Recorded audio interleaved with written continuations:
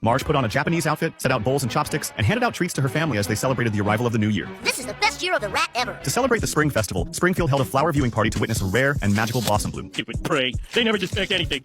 Ooh, a hot dog! Flower power my ass. Just as everyone was enjoying the moment, Chief Wiggum suddenly stepped forward and announced bad news. The botanical garden had exceeded its visitor limit, and to keep the event going, they had to ask one citizen to leave. Someone who's alone, already bitter, someone whose feelings have been trampled on so many times, one more won't make any— Oh, Mo. Yeah, that's me, all right. He pushed through the crowd to comfort Mo, telling him not to blame him because he was just doing his job. Oh, my God. No one really cared how Mo felt anyway, because the flower was about to open. The giant blossom slowly unfolded and revealed a pure white pistil inside. As the pistil tightened, it flapped out a thick cloud of gas, but instead of a floral scent, it smelled unbelievably foul. The stench spread fast, and within seconds the whole garden was engulfed in it. People panicked and ran for their lives. The Simpsons rushed back to their car, locked the windows, and took off at full speed. But Homer drove too fast and rear-ended another car. Maggie's Chinese-made safety buckle snapped, and she was launched straight out of the sunroof. To catch her, Homer pushed himself to the limit and sprinted all the way to the bridge, but he was still too late. She slipped from his arms and fell over the edge. At that exact moment, lonely Mo happened to be at the riverbank preparing to jump in. Just as he posed for his dive, Maggie dropped out of the sky. Faced with all that, Mo obviously wasn't going through with his plan anymore. Homer brought him home, and Marge knitted him a sweater to thank him. The warmth of the moment softened Mo's long, empty heart. Oh, Jesus, something in my eye.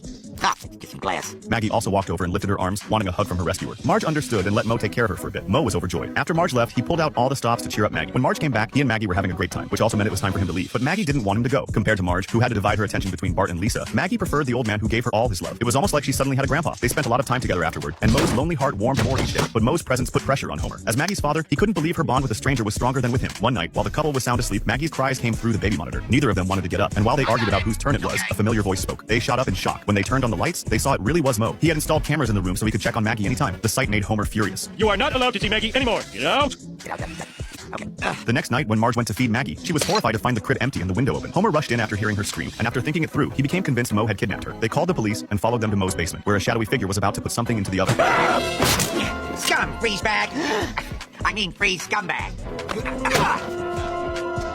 Chief, it's just a ham. The good news was that Maggie hadn't been eaten. The bad news was that she was still missing. Mo was furious. Ever since Homer forbade him from seeing Maggie, he had become depressed. Hearing she was gone, he couldn't just sit and do nothing. He begged to join the search. Everyone returned home to look for clues. Lisa found crawling tracks, and Marge found half an orange peel under the eaves. When Mo heard that, something clicked. He had once told Maggie a mobster story where the villains loved eating oranges. Maybe she had been taken by the mob, and he wasn't far off. While she was sleeping, Maggie noticed a group of mobsters downstairs, remembered Mo's stories, crawled out the window, and followed them. When Homer and Marge reached the mob's hideout, Maggie had already crawled into the middle of a three-way gunfight. Seeing that, Mo couldn't hold back. He stopped Homer, saying a family man shouldn't risk his life and that someone like him, with nothing to lose, should go instead. Nope, don't try to stop me. We're not. Your sleeve got caught in that tree. Here, let me unhook you.